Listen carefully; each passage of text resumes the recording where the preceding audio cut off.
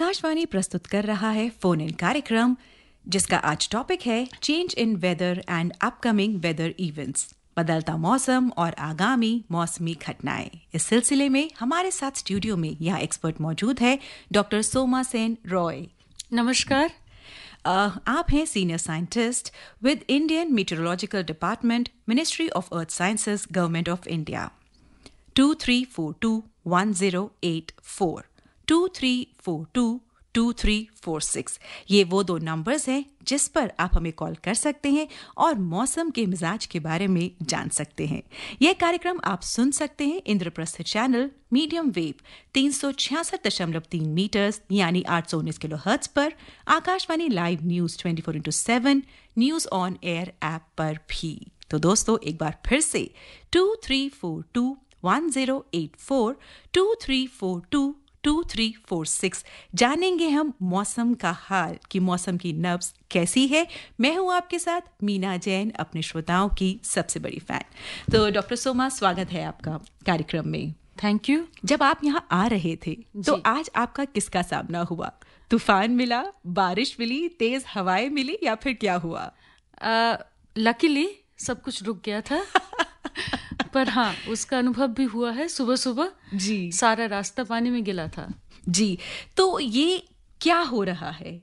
मई का महीना था और जब टेम्परेचर्स 45-50 के आसपास होने चाहिए थे, हमें बार बार बारिश, तेज हवाएं और आज खास तौर पे इस महीने बिजली बहुत तेज और बहुत जगह भयंकर रूप से कड़की है। इसका क्या रीजन है? ये जो आप देख रहे हैं वेदर पैटर्न, ये आपका मार्च, अप्रैल, अभी मई भी खत्म हो रहा है जी। तो इन तीनों महीने में ही आपने देखा कि बहुत सारे नॉर्थ वेस्ट इंडिया में स्पेशली आपको वेस्टर्न डिस्टर्बेंसेस, पश्चिमी विक्षोभ बहुत सारे एक के बाद एक आए। और ये देखा गया है जनरली जिस साल एल नीनो डेवलप करता है उस साल हमारा वेस्टर्न डिस्टर्बेंसेस काफ़ी डीप होती है। डीप होने के कारण आपका वेस्ट इंडिया, महाराष्ट्र, मध्य प्रदेश और नॉर्थ वेस्ट इंडिया, इन सभी इलाके में बहुत ज़्यादा फ्रीक्वेंट और इंटेंस वेस्टर्न डिस्टर्बेंस आता है, जो इस बार भी हुआ है। ओके, मैं अपने श्रोताओं को एक बार फिर से बताना चाहूंगी, हमारा कार्यक्रम फोन इन कार्यक्रम है और आज का हमारा टॉपिक है बदलता मौसम और आगामी मौसमी घटनाएं।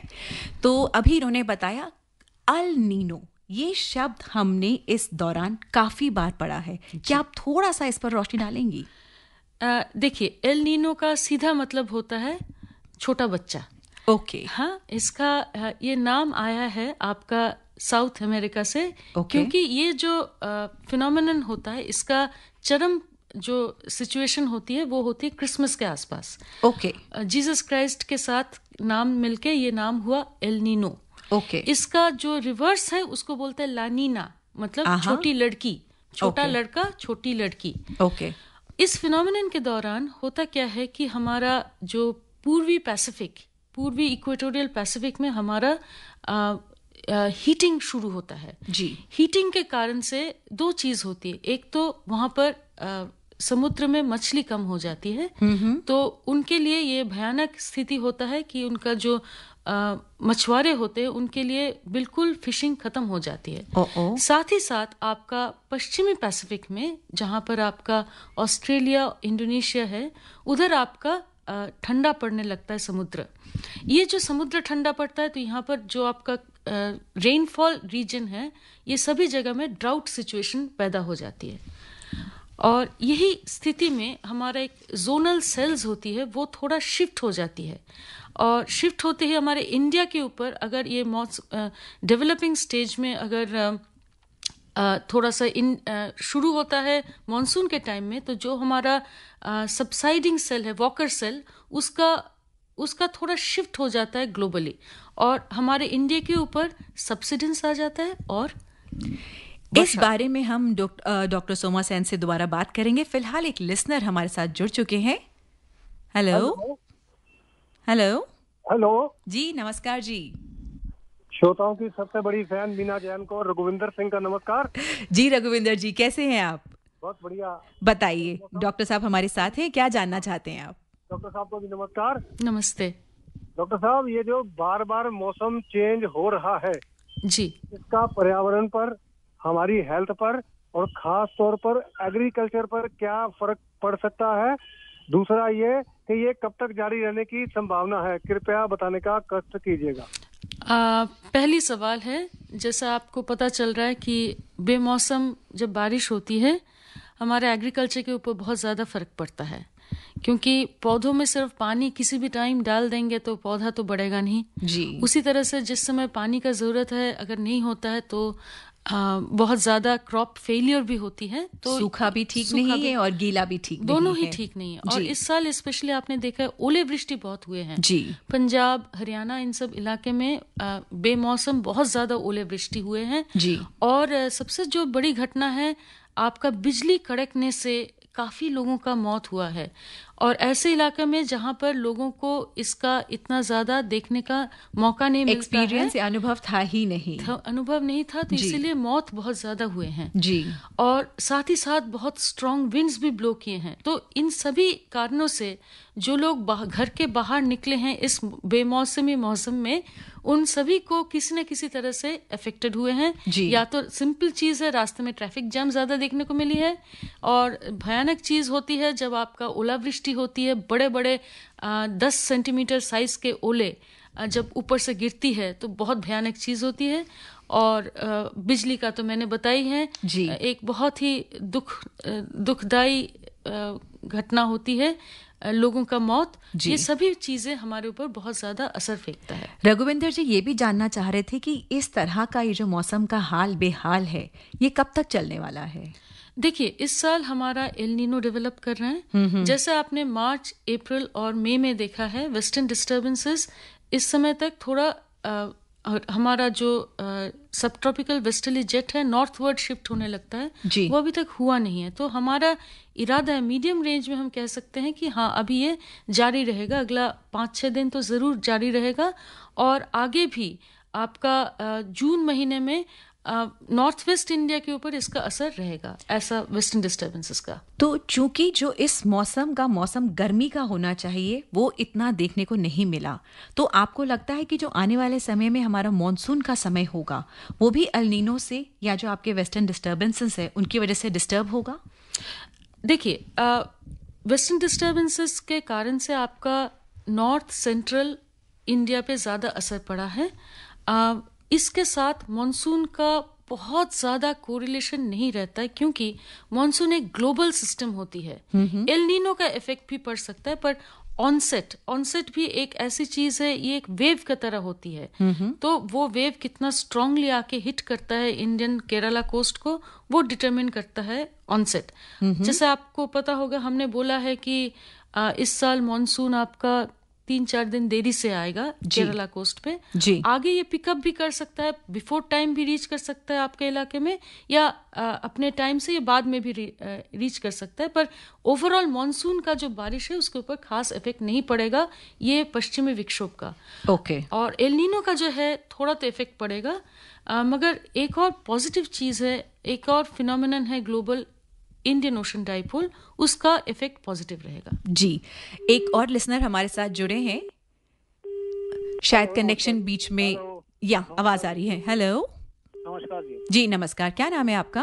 धर्मवीर, गांधीनगर दिल्ली से बोल रहा हूँ। जी धर्मवीर जी, बताइए क्या पूछना चाहते हैं आप? हेलो हेलो, किसी कारणवश अभी हमारी लाइन डिस्कनेक्ट हो गई है, जैसे ही वापस कनेक्शन होता है हम बात करते हैं। तो आपने कहा इस बार तेज हवाएं, बारिश, ओले तो अधिकतर हमने महसूस किए ही हैं, लेकिन बिजली का इस तरह से कड़कना और फिर इतना एक्सट्रीम की मौत तक हो जाना, इसका कोई खास वजह? देखिए, जनरली हम जब बादल आती है और जब वो गोभी की तरह देखने वाली बादल जब आती है, हम जिसको क्यूमुलोनिम्बस कहते हैं, उसके साथ हमेशा आपका बिजली तो रहता है। मगर ये बिजली जब ज्यादा देर तक, जब क्लाउड का लाइफ टाइम ज्यादा होती है, वो होती है मॉइस्चर होने के कारण। उसके साथ बिजली मिट्टी पे गिरने का, बिजली का जो हम जो बोलते हैं क्लाउड टू ग्राउंड लाइटनिंग, वो होने का संभावना बढ़ जाता है। ओके। तो जनरली हम ये एक्सपेक्ट करते हैं मई, जून जुलाई में। ओके। इस साल वेदर पैटर्न ऐसा रहा कि मॉइस्चर ज़्यादा रहा पूरा इंडिया में, तो ये जो उस तरह की बादल जिसमें आपका ज़मीन पे बिजली गिरने का जो क्लाउड पैटर्न होती है वो ज़्यादा दिखने को मिला। ओके, कुछ पैटर्न यहाँ पर भी ऐसा दिख रहा है, झड़ी लगी हुई है फोन कॉल्स की, और इसी सिलसिले में एक और लिसनर हमारे साथ जुड़ चुके हैं। हेलो मीना जैन जी, नमस्कार। GS चड्ढा बोल रहा हूँ। जी चड्ढा साहब, फरमाइए क्या पूछना चाहते हैं आप? हमारे जो गेस्ट आए हुए हैं एक्सपर्ट, उनको भी नमस्कार। नमस्ते मैम, ये जो बेमौसम का हमने तो पहली बार देखा, बाई बर्थ हम दिल्ली में रहते हैं और सीनियर सिटीजन हो गए, ऐसा कभी भी नहीं आया थंडरस्टॉर्म और ये बिजली चमकने का जो सिलसिला है। तो इसके कारण क्या बीमारियां भी आएंगी आगे? दूसरा, जब ये आता है बिजली चमकती है तो कहते हैं कि इलेक्ट्रॉनिक आइटम्स, खास तौर पे जो चार्जिंग पे लगाई हुई है या आप मोबाइल यूज कर रहे हैं, उसको बंद कर देना चाहिए। तो क्या ये ठीक है? बिल्कुल सही कहा है आपने।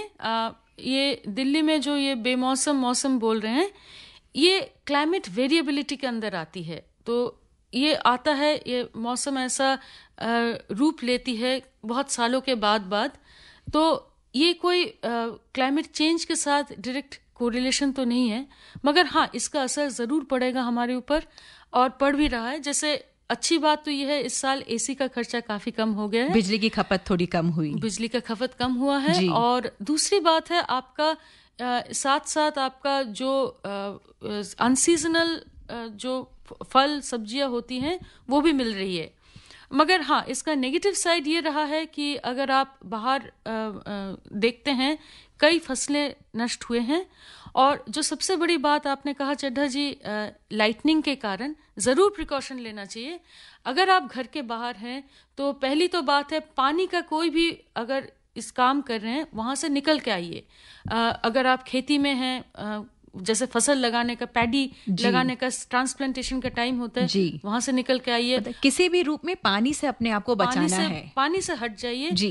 किसी आइसोलेटेड पेड़ के नीचे खड़ा मत रहिए, या जैसे बारिश हो रहा है पेड़ के नीचे चले गए, इससे लाइटनिंग का आपके ऊपर आने का संभावना बढ़ जाता है। और घर के अंदर अगर हैं आप, पंजाब, हरियाणा, दिल्ली, ये सब इलाके में जो सबसे ज्यादा प्रॉब्लम होती है, पूरा के पूरा लाइन के थ्रू, हमारा जो ट्रांसमिशन लाइन है उसके थ्रू बिजली का प्रकोप बिल्कुल घर के अंदर चला आता है। तो बोला जाता है कि आप सारे इलेक्ट्रिक इक्विपमेंट सॉकेट से निकाल लीजिए, स्विच ऑफ कर दीजिए ही नहीं, सॉकेट से निकाल लीजिए, अनप्लग करिए। और पानी जो आपका टैप वाटर है उसको इस्तेमाल मत करिए, क्योंकि वो भी आपका करंट का सोर्स बन सकता है। हेलो जी, नमस्कार, क्या नाम है आपका? गांधीनगर दिल्ली से फोन करके। जी धर्मवीर जी, बताइए क्या पूछना चाहते हैं आप? जी मैडम नमस्कार। नमस्ते मैडम, मुझे 2-3 बातें पूछनी है कि आम आदमी जलवायु परिवर्तन में अपना क्या योगदान दे सकता है, अपना अंशदान से दे सकता है। योगदान तो कुछ नहीं है इसका, या अंशदान ही कह सकते हैं। जैसे कि हम अपने घरों के आसपास पौधे लगाएं, मार्केट के आगे, दुकानों के आगे पौधे लगाएं, पेड़ पौधे लगाएं अपने, जैसे मैंने खुद लगा रखे 350 पौधे। तो अपना ये अंशदान है। दूसरा सवाल मेरा ये है कि मार्केट में हम रहते हैं, मार्केट के हम देखते हैं कि 10-12 फुट की हाइट से ज्यादा ऊंचा नहीं होता एसी का जो गर्म हवा फेंकने का सिस्टम, तो सारी गर्म हवा मार्केट में ही रहती है। ये भी तो खतरनाक है आम आदमी के लिए। और तीसरा मेरा एक सवाल है, बहुत मेन सवाल है। एक ऐसा खतरनाक तूफान आया था दिल्ली में 1978 1979, तो उसमें मॉडल टाउन में स्कूटर जो है पेड़ पर उड़ के अटक गए थे। वो ऐसा तूफान को हम क्या कहेंगे, ऐसा तूफान जिंदगी में कभी ऐसा कहीं देखा नहीं आया। या तो सुनामी देखी है। हाँ धर्मवीर जी, थैंक यू सो मच सवाल पूछने के लिए। मैं अपने श्रोताओं को एक बात क्लियर करना चाहूंगी कि इन्वायरमेंट की हम बात कर रहे हैं, नॉट टू दिस एक्सट्रीम। आज हम बात कर रहे हैं मौसम की, अभी का मौसम और आने वाला मौसम वो किस तरह का होगा। बीच में हमें बिजली के भी सवाल आए, बीच में हमें अंशदान की भी जो बात की धर्मवीर जी ने। थैंक यू सो मच कि आपने 350 पेड़ लगाए हैं, थैंक यू सो मच। इस तरह के तो थोड़ा मैं चाहूंगी जो मेरे श्रोता हैं वो इस बात का ध्यान रखें कि क्या टॉपिक है और हम क्या बात करने जा रहे हैं। ये कार्यक्रम फोन इन कार्यक्रम है। टॉपिक है हमारा बदलता मौसम और आगामी मौसमी घटनाएं। हमारे साथ है एक्सपर्ट डॉक्टर सोमा सेन रॉय। 25 साल का एक्सपीरियंस है, PhD की डिग्री है इनके पास मीटरोलॉजी में, और ये operational weather forecaster of IMD है। बहुत सारे इन्होंने रिसर्च पब्लिकेशंस भी को ऑथर किए हैं। थंडर स्टॉर्म इनका फेवरेट सब्जेक्ट है।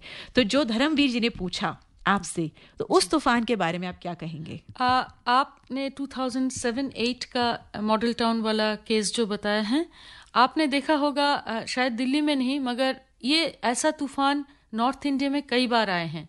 आपको बता दें धर्मवीर जी कि ग्लोबली देखा गया है, सबसे भयानक जो तूफान आया था ओलावृष्टि, वो आया था मीरठ में 1888 में। और उसमें 250 लोग मारे गए थे। मीरठ नहीं, मुरादाबाद। ओला गिरने से 250 लोग मारे गए और 2000 से ज्यादा गाय, भैंस, बकरियां मर गए थे। तो और उससे आगे करंटली अगर बात करें तो हमारा 2018 में आपने देखा होगा आगरा, मथुरा, ग्वालियर, यूपी, इन सभी इलाके में थंडरस्टॉर्म और स्पेशली बिजली गिरने से और तेज हवाओं के लिए 200 से अधिक लोगों का मरने का रिपोर्ट थे। मई महीने में आया था, 2 बार आया था, दोनों इंसिडेंट में ही हुआ था। तो ये अचंभित होने का नहीं है, मतलब दिल्ली के ऊपर से ना निकले, दिल्ली के साउथ से अभी भी जो निकले हैं राजस्थान के ऊपर से 110 किलोमीटर प्रति घंटा का विंड चला है। ये ऐसा मौसम आते हैं नॉर्थ इंडिया में स्पेशली। और इसमें आपने एक बहुत बड़ा सवाल किया कि हम योगदान कैसे करते हैं। देखिए, हमारा जो थंडरस्टॉर्म होती है ना, इसका स्केल बहुत कम होती है, तो हमारे पास ऑब्जर्वेटरी इतना दूर दूर होती है कि हमेशा में रिपोर्ट नहीं मिलता है। तो मैं दरख्वास्त करूंगी आपको और बाकी सभी श्रोताओं को कि एक crowd sourcing, India meteorological department का क्राउड सोर्सिंग एक पोर्टल है, वो एक ऐप आप गूगल प्ले स्टोर से डाउनलोड करके लगा सकते हैं। प्लीज उसमें रिपोर्ट दीजिए कि आपके आसपास क्या हो रहा है। उससे हमारा अगले दिन का फोरकास्ट ज्यादा एक्यूरेट होगा। जितना ज्यादा डेटा आपके पास इकट्ठा होगा, उतना ही आपको फोरकास्ट करने में आसानी होगी। सिंह, हम क्राउड सोर्सिंग के बारे में बात करेंगे। फिलहाल एक लिसनर से बात कर लें। वो अच्छा, उसका अभी फोन लाइन कट गया है, तो क्यों ना हम वापस क्राउड सोर्सिंग पर ही आ जाए। ये मैंने अभी हाल ही में पढ़ा था कि इस डिपार्टमेंट ने कुछ एक वेबसाइट शुरू किया है जहां पर आम आदमी भी जाकर जो मौसम के साथ हुआ है वो हम अपनी जो विचार है वहां पर प्रस्तुत कर सकते हैं। तो थोड़ा सा आप डिटेल में चाहूंगी इसके लिए। देखिए, ये हमारा अभी ये रिसेंट एंडीवर हुआ है, क्योंकि हमारा लैंड, देश में आपको पता है लैंड मिलना मुश्किल है और 24 आवर ऑब्जर्वेटरी रन करना भी मुश्किल है जी। तो इसके लिए हम पब्लिक से हेल्प मांगते हैं जी कि आप हमें बताएं, आपके गांव, आपके नुक्कड़ में, आपके सोसाइटी में कहीं पर बादल, आप बारिश या ओलावृष्टि या तेज हवाएं चले हैं तो उसका रिपोर्ट हमें दीजिए जी। आप अगर उस पोर्टल में जाएंगे, बहुत आसान है, उसमें आप क्या फिनोमिनन हुआ है, कब हुआ है, अगर डेट बताएं सबसे बहुत अच्छा है, टाइम बता सकते हैं तो सबसे बढ़िया है।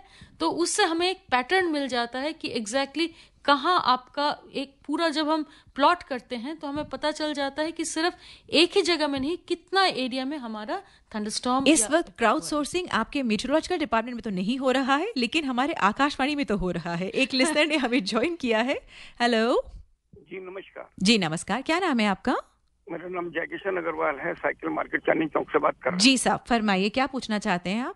मेरा ये पूछना है कि जो मौसम विभाग है जी, जो बताता है कि भाई इस दिन बारिश आएगी, इस समय बारिश आएगी, इतनी धूल भरी आंधी चलेंगी जी, मेरा ये मानना है कि जैसे मई जून के अंदर तो लोग कहते हैं कि जून के अंदर जून बदल जाती है आदमी की जी। अब मई के अंदर 4 दिन आजकल ये देखने में आ रहा है कई सालों से कि अगर मई के अंदर 1 हफ्ते गर्मी बहुत भयंकर पड़ी, बारिश आ गई जी। अब ये जबकि लू चलनी है तो लू चली नहीं बिल्कुल भी जी। सब्जी जो है ये सब लू से पानी के फल तो ज्यादा पैदा होते ही है ना जी। जी जय किशन जी, हम बहुत देर से इन्हीं सब के बारे में बातचीत कर रहे हैं। आप प्लीज अपना जी सवाल बताइए। बात तो इसी पे चल रही है ना जी जी बिल्कुल, कि भाई पानी के फल हैं, नुकसान तो होते ही, तो ये प्रकृति क्यों बदल रही है, नंबर 1। नंबर दूसरा मेरा ये कहना है कि जैसे अभी गाड़ियां हैं सीएनजी से चल रही हैं, दवा के सीएनजी से चल रही हैं जी, एसी चल रहे हैं, गैस का जमाना आ गया है, तो क्या ये सीएनजी जो है, कहते हैं वैज्ञानिक लोग कहते हैं कि सीएनजी का धुआं जो है वो नीचे रहता है, ऊपर नहीं जाता है, तो क्या मौसम विभाग पे इसका भी असर पड़ता है या नहीं पड़ता है? कृपया ये बताएं, मैंने होल्ड किया हुआ है। जी शुक्रिया, आपने 2 सवाल किए हैं। तो बेमौसम का जैसे बताया मैंने, ये क्लाइमेट चेंज नहीं है, ये क्लाइमेट वेरिएबिलिटी के अंदर पड़ता है। तो एक साल ही नहीं, कई बार मैंने जैसे बताया कई सालों में ऐसा देखा गया, अगर हम लॉन्ग पीरियड डेटा सेट हमारे पास रहता है, ऐसे मौसम कई सालों में हुए हैं। शायद इतना लंबा नहीं चला है, मगर बेमौसम जैसे आप बता रहे हैं कि जैसे इस साल बिल्कुल भी आंधी तूफान से ही पूरा भट गया है, मगर लू नहीं आया, तो वैसा स्थिति होता है कई सालों में। मगर एक बहुत अच्छी सवाल जो आपने किया आपसे पहले, और एक हमारे श्रोता ने भी किया, धर्मवीर जी, कि ये जो एसी का हवा या सीएनजी का जो धुआं का जो हीट है वो नीचे जमता रहता है, इसको हम कहते हैं अर्बन हीट आइलैंड इफेक्ट। आप अगर देखते हैं कि हमारा शहरों के अंदर अगर हम टेम्परेचर लेते हैं, वो हमेशा मैक्सिमम टेम्परेचर ठीक है वो सूरज के रोशनी से होती है, मगर मिनिमम टेम्परेचर जहां पर ज्यादा पॉपुलेटेड एरिया है वहां पर ज्यादा होती है जहां पर खुला एरिया है उसके तुलना में। कई बार देखा गया है, जैसे हमारा पीतमपुरा ऑब्जर्वेटरी वर्सेस हमारा पालम ऑब्जर्वेटरी, पालम में अगर हम मानते हैं एयरफील्ड है, खुला एरिया है, करीब मिनिमम टेम्परेचर में समर में कई बार 7 से 8 डिग्री का डिफरेंस रहता है। तो इसको हम अर्बन हीट आइलैंड, जी बिल्कुल, और ये इसे हम अर्बन हीट आइलैंड इफेक्ट कहते हैं। ये एक बहुत चर्चा का विषय है। इससे आपका जब कोई थंडरस्टॉर्म्स भी आपका दिल्ली के ऊपर से निकलता है, उसका कैरेक्टर ही बदल जाता है ये हीटिंग के लिए। तो ये बिल्कुल ही जायज चीज जो आपने नोटिस किया है, बहुत अच्छा चीज है और कि आपने पकड़ लिया है, मगर यही है, साइंटिफिकली इट इज ट्रू। हमारे श्रोता बहुत इंटेलिजेंट, बहुत स्मार्ट हैं और बहुत डिटेल्ड हैं। आपने देखा जिस तरह से इनके सवाल आते हैं वो बहुत कमाल के होते हैं। 23421084, 23422346 वो 2 नंबर है जिस पर आप हमें कांटेक्ट कर सकते हैं। डॉक्टर सोमा सेन से बात कर सकते हैं कि ये मौसम में आखिर हो क्या रहा है। डॉक्टर साहब, आपने 3-4 बार एक बात कही कि ये क्लाइमेट वेरिएबिलिटी है, क्लाइमेट चेंज नहीं है जी। तो क्लाइमेट चेंज का क्या अर्थ है और किस हद तक हम भारतवासी इससे प्रभावित होंगे या हो रहे हैं? देखिए, क्लाइमेट चेंज जो होती है वो एक परमानेंट शिफ्ट इन क्लाइमेट, और क्लाइमेट वेरिएबिलिटी है जो एक टेम्पोररी शिफ्ट, मतलब जैसा आपका एक साल ऐसा हुआ तो अगले साल दूसरे तरह से हुआ।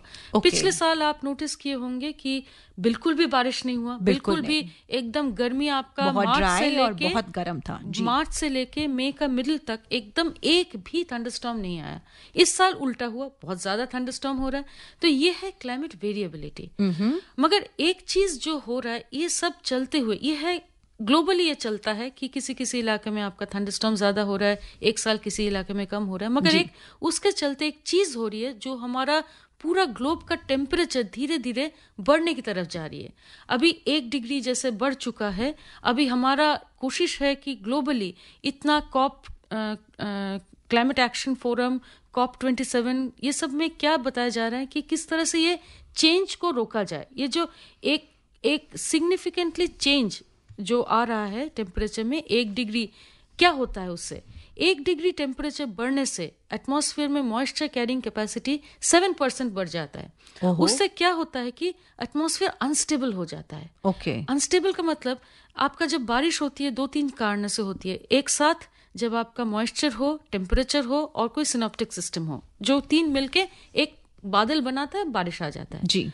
अगर हमारा आसमान में बादल का आसमान में मॉइस्चर का फ्रैक्शन बढ़ गया है जी, तो जैसा एक गुस्सा वाला आदमी की तरह, उसको कितनी छोटी ट्रिगर में भी वो बना दे, वो गुस्सा एकदम निकल उभर पड़ेगा जी, इस तरह का हो रहा है। अगर ठंडा आदमी है तो थोड़ा सा भी चेंज हो तो वो ज्यादा उसका प्रेडिक्टेबल बिहेवियर होता है। और बहुत ज्यादा गुस्सा अंदर, स्ट्रेस भर के अंदर आदमी बैठा है तो कभी भी किसी भी छोटी चीज से किस बात पे वो बादल फट सकेगा या बारिश हो जाएगी उसका अंदाजा नहीं लगा पाएंगे।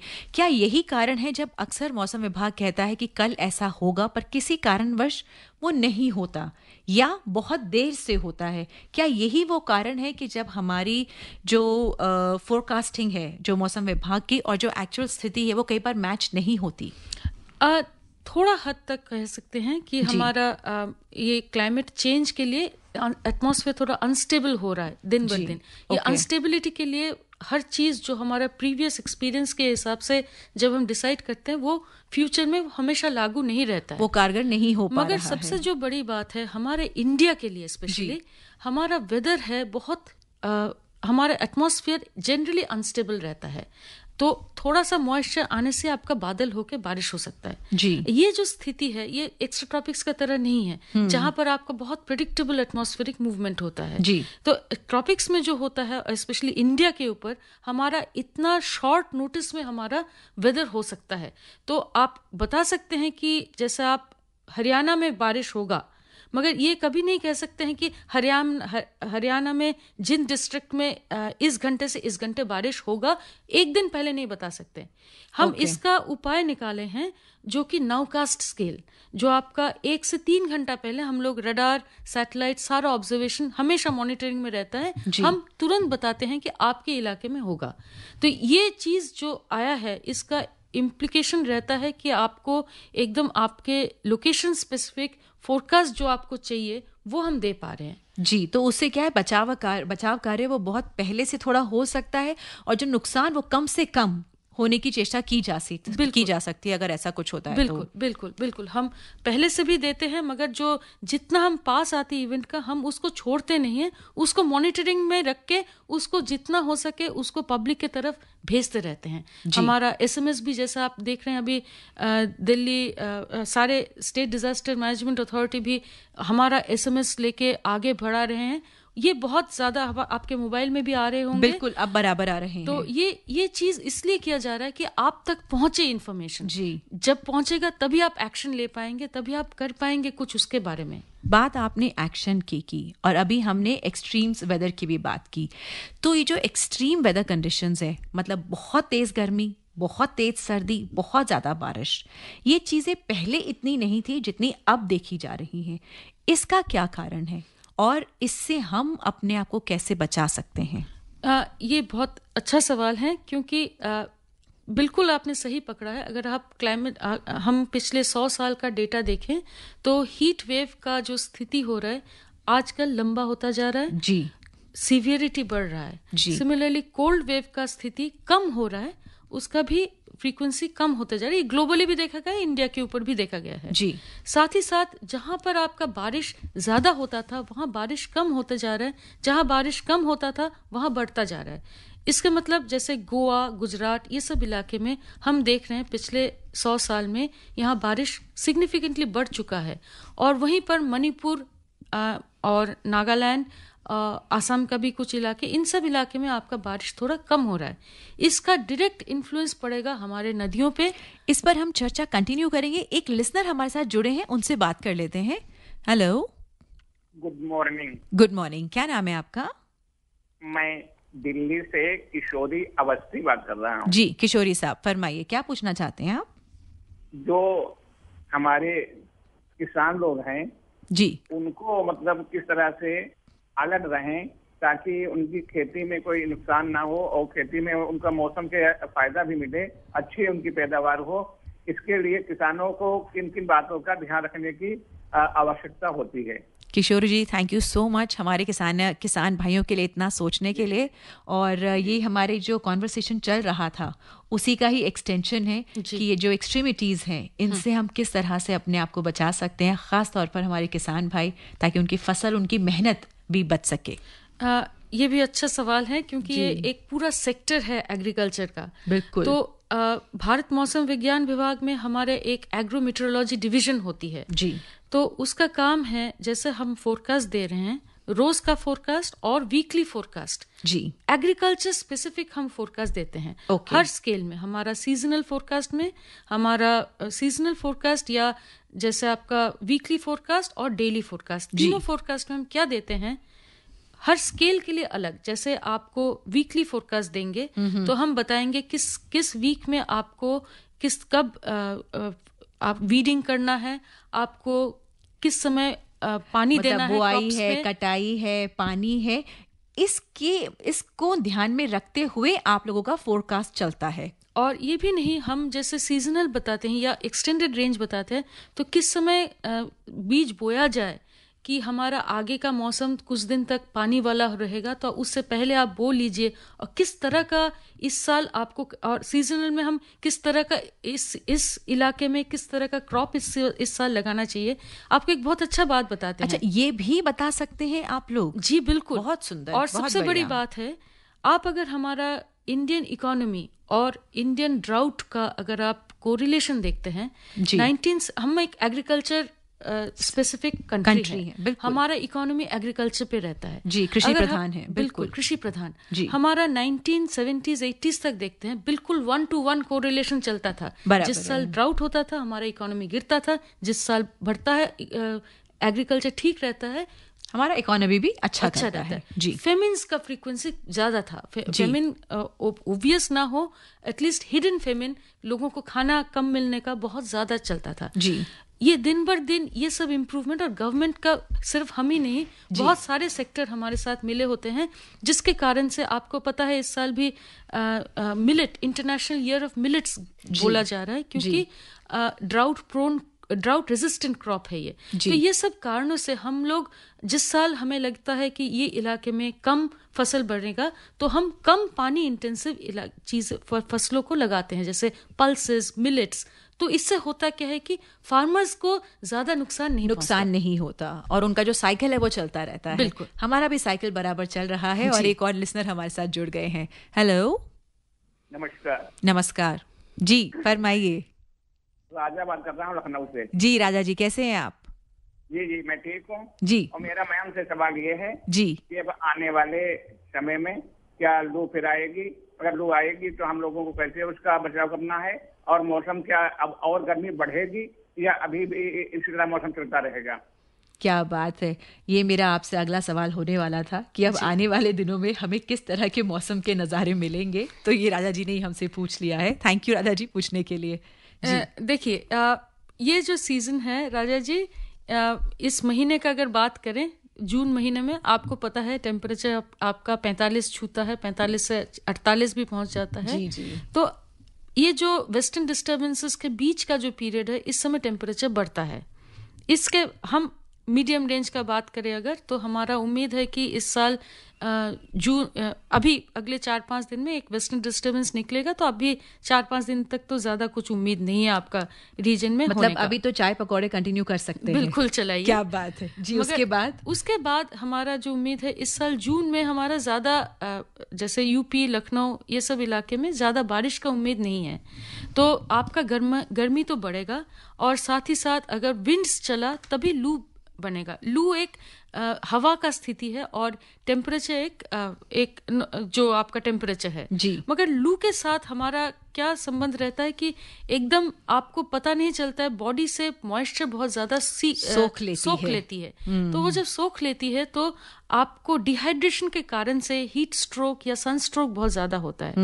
तो हर साल जो होता है आप वही करिए।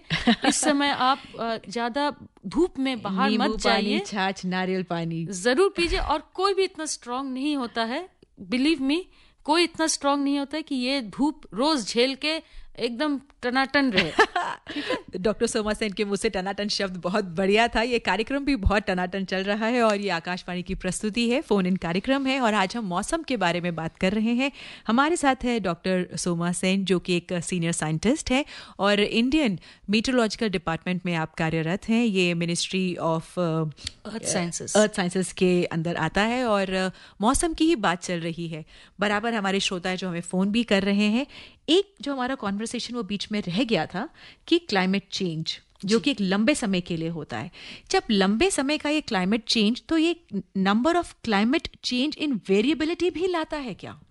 जरूर, ये भी अच्छा सवाल है। क्लाइमेट चेंज जब हम देख रहे हैं तो क्लाइमेट वेरिएबिलिटी भी बढ़ने का संभावना आ रहा है। एक नॉर्मल वेरिएबिलिटी हम 4-5 साल में साइकिल देख सकते हैं जी, कि जैसे अभी 2023 चल रहा है, तो 17-18 में भी ऐसा हुआ होगा अमूमन। हाँ, तो लेकिन जब ये क्लाइमेट चेंज आता है तो क्या ये थोड़ा जल्दी होगा?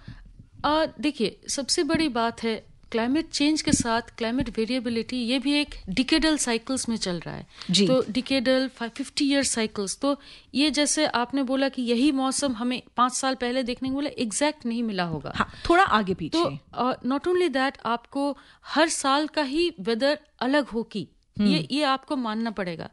जो होगा बेमौसम सडन बारिश होना या बेमौसम हीट वेव का ज्यादा एक्सटेंडेड पीरियड होना, ये सब क्लाइमेट चेंज को दर्शाता है। मगर क्लाइमेट चेंज सिर्फ एक इवेंट से नहीं, उसका रिटर्न फ्रीक्वेंसी बढ़ता है। मतलब एक साल अगर हीट वेव बहुत ज्यादा हो गया, आप उसको क्लाइमेट चेंज नहीं मान सकते जी। आपका अगर जैसे डेटा कलेक्ट करके मॉनिटर करते हैं, उससे हम लॉन्ग टर्म में क्या चेंज आया वो बता सकते हैं, उससे हमें बाद में पता चलता है हाँ ये क्लाइमेट चेंज के कारण से हो रहा है। पर किसी एक इवेंट को डायरेक्टली क्लाइमेट चेंज के साथ रिलेट करना बहुत मुश्किल है जी। 23421084 23422346 पर अवेलेबल हूँ मैं, मीना जैन, अपने श्रोताओं की सबसे बड़ी फैन, और मेरे साथ स्टूडियो में अवेलेबल है डॉक्टर सोमा सेन रॉय। हम बात कर रहे हैं आज मौसम की और आने वाले मौसम की, कि जो इस तरह का मौसम चल रहा है ये क्या है, क्यों है और कब तक है। तो हमने बात की थी कि हमारे पास डेटा होना बहुत ज़रूरी है जी, और इसीलिए जो क्राउड सोर्सिंग है उसकी बात हुई।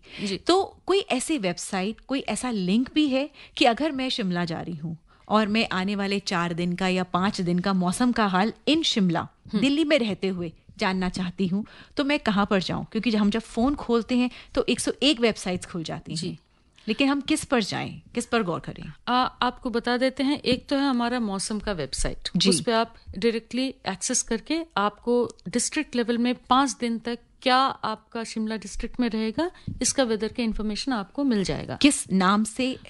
मौसम, हमारा वेबसाइट है मौसम.imd.gov.in। ओके, ठीक है। साथ ही साथ मौसम हमारा एक ऐप है, उस पे भी आप जाके ये इन्फॉर्मेशन गैदर कर सकते हैं। ओके। साथ ही साथ आपको बता दें कि एक्यू वेदर जो है, जैसे आप देखते हैं मोबाइल खोलते आ जाता है, उनके साथ भी हमारा वो हुआ है, और गूगल के साथ भी हमारा टाई अप है। अभी हाल ही में हमारा MOU भी साइन हुए हैं, तो वो भी हमारा जो फोरकास्ट है वो आगे पब्लिक को जो मिलता है वो IMD का वेबसाइट, IMD का फोरकास्ट को वो पब्लिसाइज करते हैं जी। तो कोई ऐसा फोन नंबर भी है जहां पर फोन करके बात की जा सके कि अगर ऐसा होने वाला है या क्या होगा, ऐसा कुछ अगर कोई इमरजेंसी हो, कोई ऐसा फोन नंबर भी है? जी, आप हमारे ये डिसेंट्रलाइज्ड ये फोनिंग सिस्टम है। हमारा हर एक स्टेट का अलग वेबसाइट रहता है। ओके। सेंट्रली आपको एक स्टेट का पूरे का फोरकास्ट मिलेगा। अगर आपको जैसे शिमला में डायरेक्टली जाना है, या तो आप हमारे मौसम वेबसाइट से जा सकते हैं और पूरे इन्फॉर्मेशन गैदर कर सकते हैं, और अगर आप उससे भी ज्यादा इन्फॉर्मेशन, जैसा आपको क्वांटिटेटिवली, आपको घर में शादी है, आपको घर में पार्टी है, आपका कोई स्पोर्टिंग इवेंट है, आप कुछ देखना चाहते हैं, आप हमारे MC शिमला का वेबसाइट पे जाइए, वहां पर नंबर लिखा होगा, उससे आपको पता चले, उनको डायरेक्टली फोन करिए। हमारा काम है, क्योंकि हम आप ही के पैसे से हमारा सैलरी आती है, हमारा काम है आपको बताना कि आपके इलाके में कब बारिश होगा, कब नहीं होगा। पर अगर आप दिल्ली से मांगते हैं, शायद ये इन्फॉर्मेशन हमारा हेडक्वार्टर से पूरा नहीं मिलेगा। आपको शिमला ऑफ MC शिमला का जो वेबसाइट है, वहां पर एक नंबर दिया हुआ है, वहीं से आप एक्सेस करके आप ये इन्फॉर्मेशन गैदर कर सकते हैं। जी, तो हम वापस आ जाते हैं एक बार क्राउड सोर्सिंग के बारे में। जी, कि मैं चाहूंगी आप हमारे श्रोताओं को एक बार फिर से थोड़ा डिटेल में बताएं कि किस तरह की इन्फॉर्मेशन उनको डालनी है, क्या वो कभी भी डाल सकते हैं या उसका भी कोई टाइम जोन है, और क्या क्या उसमें इनपुट्स उनको देने रहेंगे जिससे हमारे डिपार्टमेंट को ज्यादा से ज्यादा फायदा होगा, जिसका रिटर्न में हम लोगों को फायदा होगा। जी, देखिए, हमारा जो गूगल में जाएंगे आप, गूगल प्ले स्टोर में, तो आपके क्राउड सोर्सिंग नाम से एक ऐप होगा, वो आप डाउनलोड करके अपने मोबाइल पे रख सकते हैं। नहीं तो अगर आप सिंपली हमारा मौसम.imd.gov.in में जाते हैं, उस पे भी है नीचे एक है पब्लिक इंफॉर्मेशन, पब्लिक ऑब्जर्वेशंस, उसमें भी आप जाएंगे तो उस पे भी आप एक्सेस करने से एक बहुत सिंपल सा पेज आएगा जी। उसमें आपको आएगा बारिश, थंडर, हेलस्टॉर्म, स्क्वॉल, स्नो, इन सभी फिनोमेना का नाम है, आपको क्लिक करना है। इसमें भाषा नॉर्मली क्या हिंदी और इंग्लिश ही रहेगी?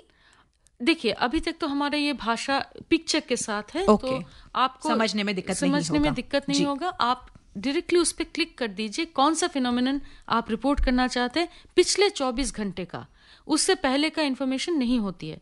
तो आप क्राउड सोर्सिंग यहाँ शुरू हो गई है जी। 1 मिनट फिर से, आई एम सो सॉरी जी। हेलो नमस्ते जी। नमस्कार, क्या नाम है आपका? जी, मैं ठाकुर अबल सिंह आर्य, जिला शामली के गांव दखोड़ी से बोल रहा हूँ। जी ठाकुर साहब, फरमाइए, क्या पूछना चाहते हैं आप? जी, मैं अपने वैज्ञानिक से जानना चाहता हूँ जी, जैसे प्रकृति के अंदर व्यवस्था, पूरी की पूरी सभी व्यवस्था जीवों की, प्राणियों की और सब पदार्थों की परमात्मा ने व्यवस्थित की है जी। पर ऐसा क्यों होता है कि कभी कभी कहीं ऐसी भयंकर आपदा और भयंकर तूफान आ जाते हैं? तो वो कौन सी चीजें हैं जिनसे ऐसा बनता है? मेन रीजन क्या है? हमारे वैज्ञानिक बताएं। जी, मेन रीजन क्या है हमारे इस तरह के क्लाइमेट चेंज की? यही पूछना चाहते हैं ना आप? हाँ जी, मेरा एक दूसरा प्रश्न भी है जी प्लीज बताइए। जैसे पिछले दिनों वैज्ञानिकों ने खोज की, एक वायरस हुआ बर्ड फ्लू, उस पर खोज हुई लेकिन उसकी दवाई नहीं बन सकी। फिर एक वायरस हुआ स्वाइन फ्लू जी। फिर एक उसके बाद में एक वायरस ये आया हमारा, ये क्या हुआ था ये दोस्त, आप ये जानते हैं ना कि मेडिकल प्रोग्राम नहीं है, मौसम का प्रोग्राम है। तो जो आपका पहला सवाल है वो बहुत बढ़िया था, अगर हम उस पर चर्चा करेंगे तो बहुत अच्छा रहेगा। जी बताइए। आप पूछ रहे हैं ठाकुर साहब कि मूल कारण एक्सट्रीम इवेंट्स का क्या कारण है जी, या इस वेरिएबिलिटी का भी मूल कारण क्या होता है जनरली? देखिए, ये एक फैक्टर से नहीं होती है। आपका क्लाइमेट चेंज के लिए आप कह सकते हैं कि एटमॉस्फेयर थोड़ा अनस्टेबल हो गया है, मगर ऐसा एक इवेंट होने के लिए बहुत सारे फैक्टर्स इकट्ठा होता है। फैक्टर्स होता है जैसे आपका एक पैसिफिक डिकेडल ऑसिलेशन होती है। मैं ये ग्लोबल फैक्टर्स का बात कर रही हूँ जो कि सब कुछ मिला जुला के एक ऐसा स्थिति पैदा करता है। 50 ईयर ऑसिलेशन होती है, क्वाजी बाइनल ऑसिलेशन अपर लेवल्स में होते हैं। इन सब का ही कारण कुछ ना कुछ रहता है हमारा एक सिचुएशन पैदा करने के लिए, जिसमें हमारा एक डीप पश्चिम विक्षोभ आएगा, जिसमें मॉइस्चर आएगा अरेबियन सी से, जिसमें आपका ऐसा एक इवेंट होता है। ये इवेंट हर साल कहीं ना कहीं होता है। शायद आपको आपके आसपास नहीं मिला हो, मगर हो रहा है ये हर साल किसी न किसी जगह में। क्लाइमेट चेंज से इनका फ्रीक्वेंसी बढ़ सकता है, मगर इनका होना या रोकना किसी भी हालत में बंद नहीं होता है। मुझे लगता है कि हमारे श्रोता ये जानना चाहते हैं कि आपके पास ये सूचनाएं किस तरह से पहुंचती हैं कि वेस्टर्न डिस्टर्बेंसेस हो रहे हैं या नहीं हो रहे हैं, या आने वाले समय में होंगे। जैसे अब आपने अरेबियन सी की बात करी, तो अरेबियन सी के आसपास भी क्या अपना कोई एक ऑफिस या ऑब्जर्वेटरी होता है जो डायरेक्ट आपको इन्फॉर्मेशन भेजते हैं, फिर आप अपने रडार पे चेक करते हैं? सिस्टम क्या होता है, थोड़ा सा संक्षिप्त में बताइए। जी, हमारा ऑब्जर्वेटरी नेटवर्क इंडिया में तो है ही, मगर हम WMA के थ्रू पूरा ग्लोब का सारा ऑब्जर्वेटरीज जो है उनका डेटा मिलता है। उनका एक ही टाइम में मिलता है वेदर इंफॉर्मेशन, जिससे हम पता चलता है कि कहाँ पर वेदर सिस्टम्स बन रहा है और उनका मूवमेंट डे टू डे क्या हो रहा है। साथ ही साथ हमारे न्यूमेरिकल मॉडल्स हैं, उन सभी के मदद से हमें पता चलता है सिस्टम कैसा बन रहा है, कहाँ आ रहा है, क्या इफेक्ट आएगा। ओके तो इस चीज़ के लिए हम जो बात कर रहे थे कि जैसे ही हम अपना ऐप खोलेंगे तो उसमें बहुत एक पेज निकलेगा और उसमें पिक्चर्स के साथ हेड्स बने होंगे जहां पर हमें इंफॉर्मेशन डालना होगा। तो उनको क्या क्या इंफॉर्मेशन डालना है? उनको इंफॉर्मेशन डालना पड़ेगा रेन का, थंडर का, लाइटनिंग का, ओलावृष्टि का, हेल स्टॉर्म, क्योंकि हेल स्टॉर्म बहुत छोटे रीजन में होती है, और स्ट्रॉन्ग विंड्स अगर देख रहे हैं उसका, स्नो अगर देख रहे हैं उसका। बस इतना इंफॉर्मेशन ही डाल दें और तो हमारे लिए बहुत सुविधा होगी। डेट, समय और एरिया। डेट, समय, एरिया का भी जरूरत नहीं, क्योंकि आपका मोबाइल का लोकेशन से हमें पता चल जाएगा कि कहाँ पर से आपने फिल किया है। अगर आप देना चाहते हैं पर्टिकुलर एरिया, वो भी आप दे सकते हैं, मगर ये इन्फॉर्मेशन हमारा फिर उसी लोकेशन पे जियो टैग्ड हो जाता है। तो दोस्तों, कार्यक्रम आप सुन रहे थे, ये फोन इन कार्यक्रम, और आज हमने बात की बदलते मौसम के बारे में और आगामी मौसमी घटनाओं। हमारे साथ उपस्थित थी doctor Soma sent from meteorological department. कार्यक्रम की प्रस्तुतकर्ता प्रियंका कुमारी, आपके साथ मैं मीना जैन, अपने श्रोताओं की सबसे बड़ी फैन। आशा करती हूँ कि आपको आज के कार्यक्रम की प्रस्तुति पसंद आई होगी। श्रोताओं के साथ मिलकर मैं डॉक्टर साहब आपका तहे दिल से धन्यवाद करना चाहूंगी कि आप यहाँ आए और आपने हमें बहुत ही महत्वपूर्ण जानकारियां दी। Thank you. धन्यवाद। मैं भी शुक्रिया अदा करना चाहती हूँ।